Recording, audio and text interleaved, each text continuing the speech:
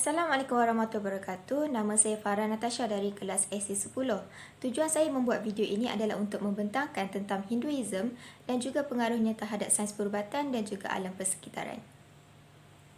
Antara topik yang saya akan sentuh pada hari ini adalah sejarah perubatan Hindu, sains perubatan dalam Hinduism, kepentingan alam persekitaran dalam Hinduism, dan juga akhir sekali saya akan menceritakan tentang perubatan Hindu ataupun dipanggil Ayurveda. Pertama sekali, kita akan mengenali Hinduism terlebih dahulu. Hinduism merupakan salah satu agama yang tertua di dunia.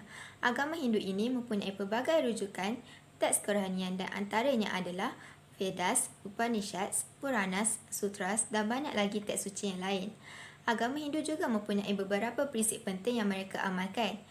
6 prinsip tersebut adalah Brahman, Samsara, Karma, Moksha, Dharma dan juga yoga yang pelbagai.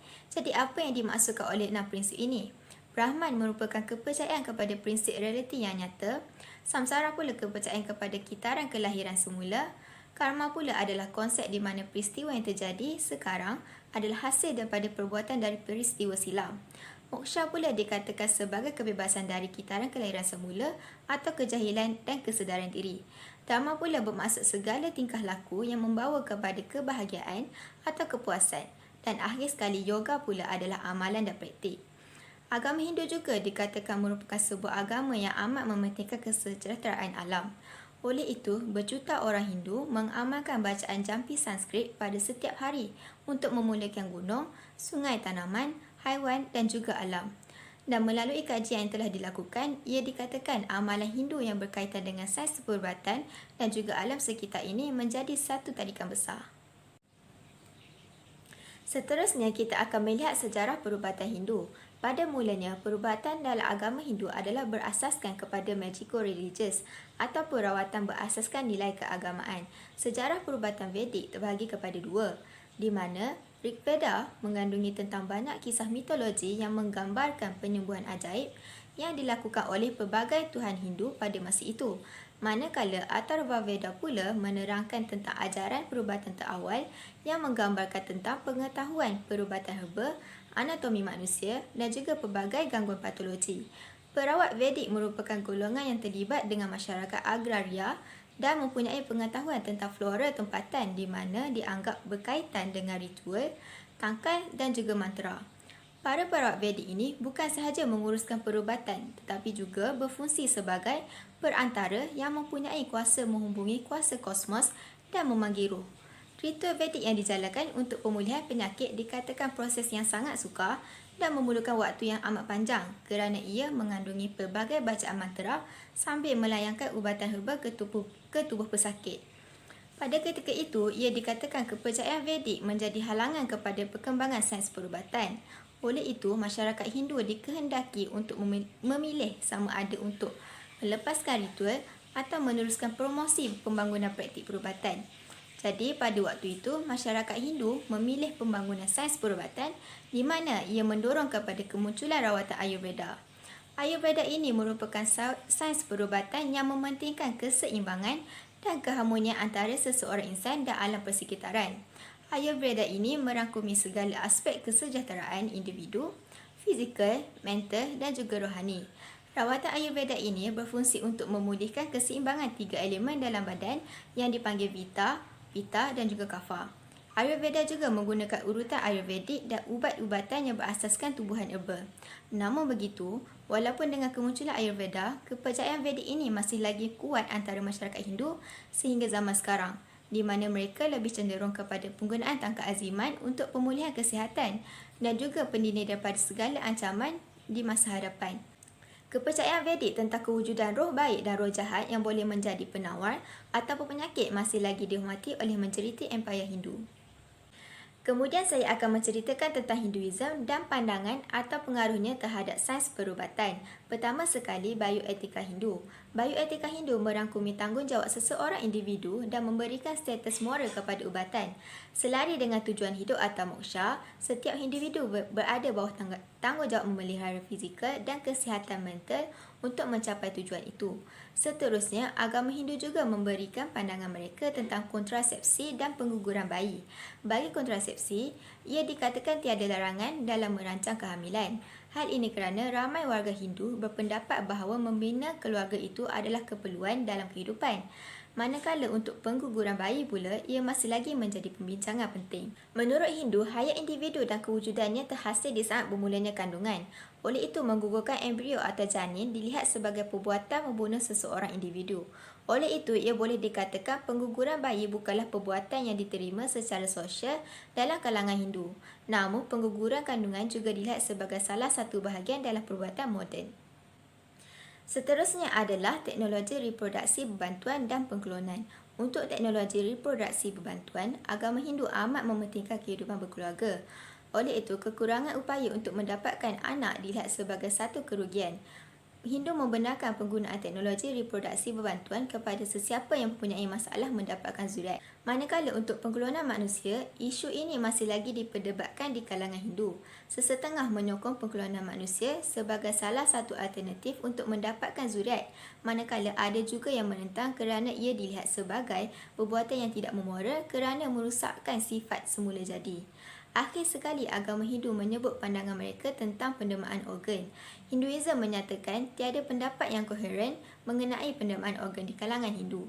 Ada yang percaya menderma organ boleh membawa kepada karma yang baik, manakala ada yang percayai bahawa ia tidak membawa apa karma sekalipun, namun ia akan memberi kesan kepada si penerima organ. Agama Hindu merupakan agama yang amat mementingkan kesejahteraan alam sekitar. Menurut Hinduism, melindungi alam persekitaran merupakan pergambaran penting Dharma. Di dalam dokumen sejarah silam, banyak populasi Hindu seperti Bhils, Bishnois dan Swadhyaya mengamalkan praktik tertentu untuk memelihara sumber air dan ekosistem. Amalan ini bukan sahaja untuk mengenal pasti norma melindungi ekosistem, tetapi juga untuk mendidik ramai orang tentang Dharma. Kumpulan tradisional ini tidak melihat agama, ekologi dan etika sebagai kubah kehidupan yang berbeza. Namun mereka memahaminya sebagai sebahagian dharma mereka untuk menghormati ciptaan tersebut. Prinsip seterusnya adalah ahimsa ataupun non-violence ataupun tidak membahayakan. Prinsip ahimsa terhadap manusia lain dan juga spesies lain merupakan salah satu ajaran utama dalam Hinduism. Menurut kepercayaan Hinduism, keganasan merosakkan karma seseorang langsung menghapuskan serta-merta. Oleh itu, membunuh haiwan yang tidak bersalah dan burung untuk tujuan penggunaan manusia adalah dilarang sama sekali di dalam agama.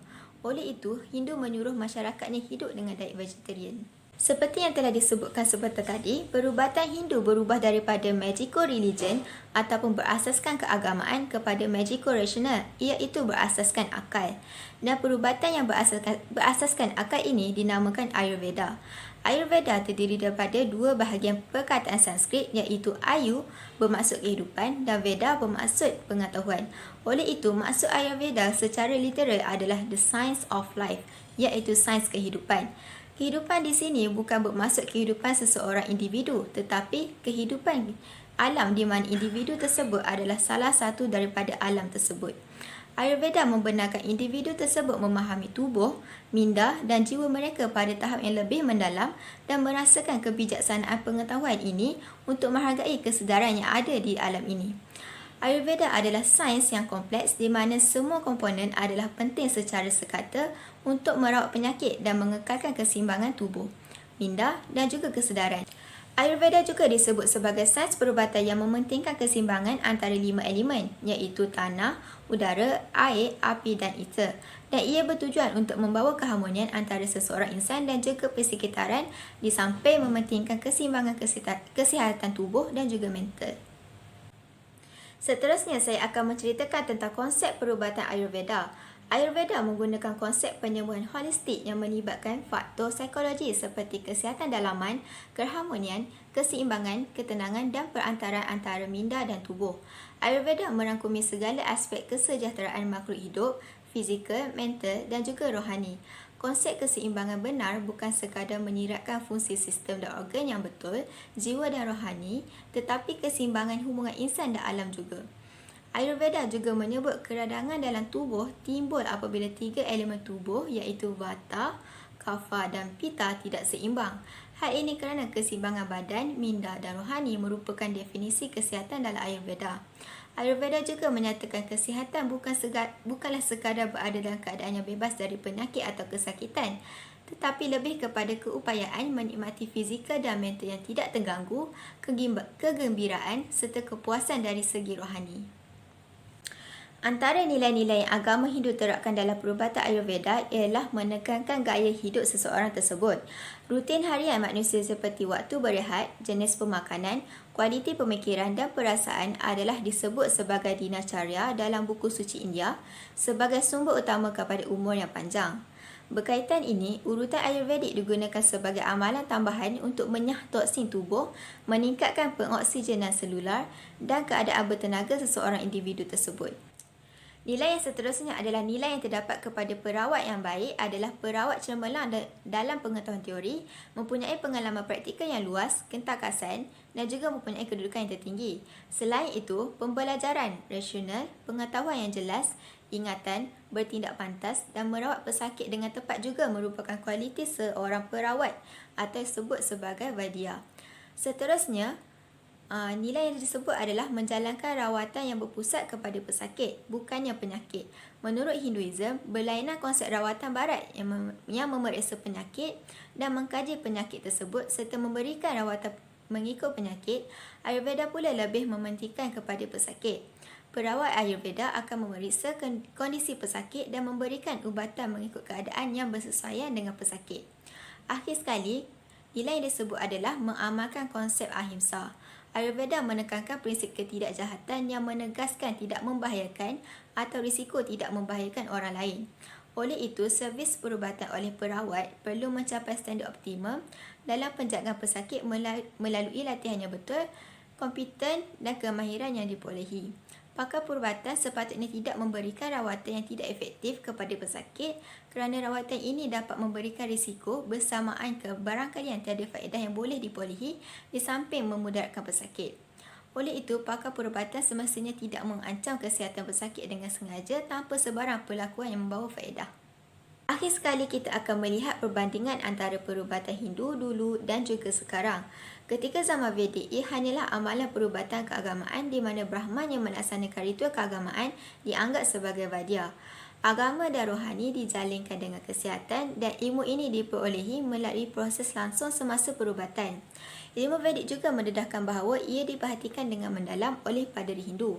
Namun penawar kepada penyakit dijangkakan disebabkan oleh kuasa magic, oleh tangkap azimat dan juga permohonan daripada Tuhan untuk berkemampuan dalam memulihkan penyakit khas.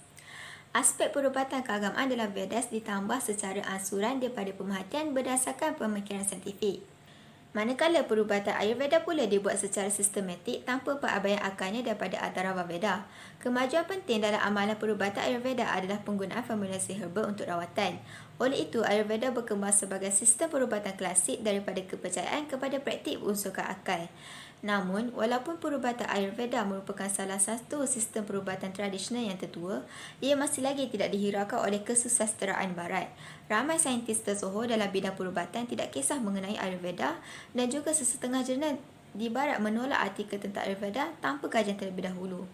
Tetapi ia juga dikatakan bahawa dengan penggunaan teknologi yang semakin berkembang dalam perubatan Ayurveda kini semakin mendapat perhatian.